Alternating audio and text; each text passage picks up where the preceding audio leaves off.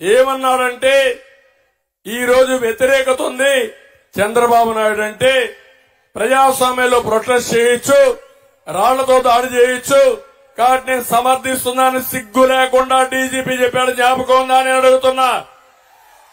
మా ఇంటికి ఒక ఎమ్మెల్యేగా ఉన్న వ్యక్తి రాళ్లు కర్రలు తీసుకొని వస్తే నేను నివారిస్తే మన మీద కేసులు పెట్టి ఆయన నా అపాయింట్మెంట్కి వచ్చారని చెప్పారు.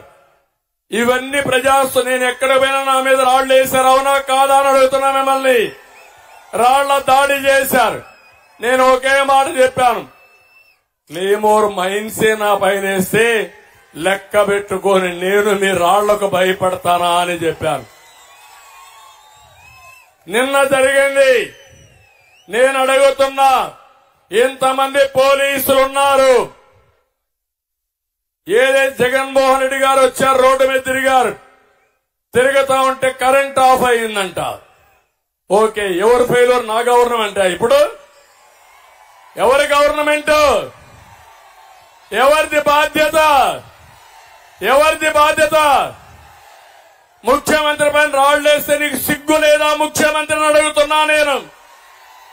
నువ్వే కదా ముఖ్యమంత్రి, నేను కాదు కదా. ఒకప్పుడు కోడి కత్తి డ్రామా చేశావు, గొడ్డల వేడితో బాబాయిని చంపి ఆ నేరాన్ని నా మీద మోపేదానికి ప్రయత్నం చేశావు.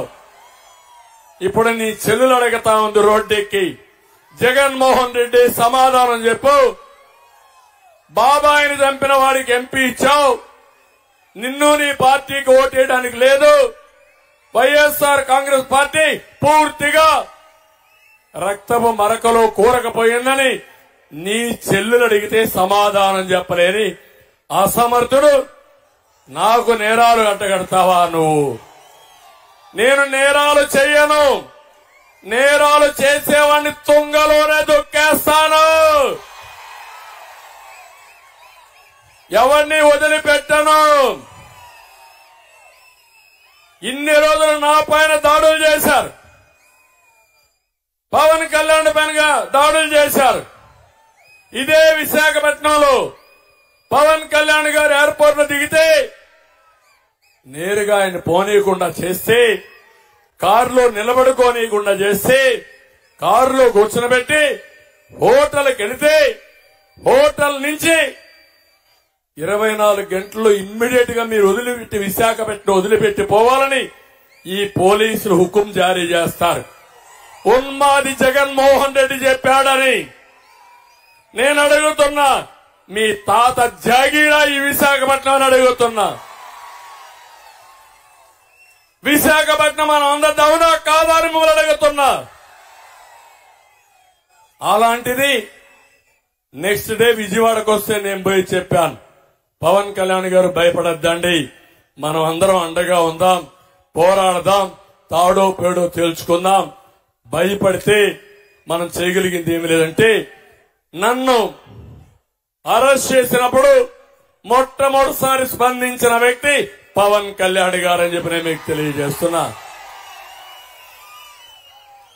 ఈ రోజు పోలీసులకు కూడా ఇష్టం లేదు, మనసు చంపుకొని తప్పుడు పనులు చేశారు, చేయించారు.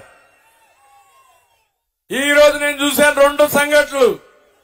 నిన్న ముఖ్యమంత్రి పైన దాడి చేస్తే రాయి పడితే అది కూడా చీకట్లో గులకరాయి. అర్థమైంది తమ్ముడు? చీకట్లో గులకరాయి. ఇప్పుడు పడింది ఎలుగులో రాయి. అవునా కాదా? అవునంటే చెప్పండి మీరందరూ. అంటే కరెంటు ముఖ్యమంత్రి పోతా ఉంటే కరెంట్ ఉండదా? ఏంటి డ్రామా? ఎవడికి నేర్పిస్తావు డ్రామా? 14 ఏళ్లు ముఖ్యమంత్రిగా చేశా. నువ్వు పేగు లెక్కేస్తే, ఆవులిస్తే నీ పేగులు లెక్కేస్తా నేను. నాకు రాజకీయాలు నేర్పిస్తావా జగన్మోహన్ రెడ్డి? నీకు ప్రజలు రావడం లేదు, రారు. నువ్వంటే అసహించుకుంటున్నారు. ఎప్పుడెప్పుడు నిన్ను వదిలించుకోవాలని బాధితులంతా ఒకటి అయిపోయారు. అందరం బాధితులమే. ఈ రాష్ట్రంలో నేను కూడా బాధితుడిని, అవునా కాదా తమ్ముళ్ళు అని అడుగుతున్నా. మా తమ్ముళ్ళు బాధితులే. ఇక్కడ ఎమ్మెల్యే శ్రీనివాసరావు బాధితుడే, శ్రీనివాస్ బాధితుడే, భరత్ కూడా బాధితుడే, మీరు బాధితులే. నిన్నే ఇక్కడ చూశారు రాధిక, ఒక అమ్మాయి విడో, సింగిల్ గా ఉంటుంది, ఒక అమ్మాయి ఉంటుంది ఆ ఇంట్లో. ఆ అమ్మాయి ఇంటి పైన ఏదో డిస్ప్యూట్ ఉంటే నాకు పట్టా ఇప్పిస్తాడంటే ఆ వార్డు ప్రెసిడెంట్ కి సుభాష్ అనేవాడు డబ్బులిస్తే చేస్తా అన్నాడు. డబ్బులు ఇచ్చింది. డబ్బులు ఇచ్చిన తర్వాత కొన్ని రోజుల తర్వాత ఇంటి పక్కన జాగా ఉంటే దాన్ని కొట్టేయడానికి ప్లాన్ చేశాడు. ఆ అమ్మాయి అడ్డపడింది. ఇది ఎక్కడ న్యాయమని అడ్డపడితే పెట్రోల్ పోసి తగలబెట్టడానికి ప్రయత్నం చేస్తారా మీరు? ఖబర్దార్, జాగ్రత్తగా ఉండండి. బెదిరిస్తే భయపడరు. ఇప్పుడు నువ్వు బెదిరిస్తే తిరుగుబాటు చేసే పరిస్థితికి వచ్చారు. వినకపోతే తిరిగి తిరిగి తరిమి తరిమి మిమ్మల్ని చేంజ్ చేసే పరిస్థితిలో ప్రజలు వచ్చేసారు, అవునా కాదా అని అడుగుతున్నా.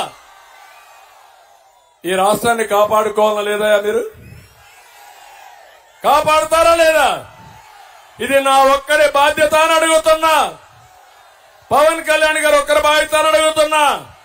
బీజేపీ ఒక పార్టీ బాధ్యత అని అడుగుతున్నా.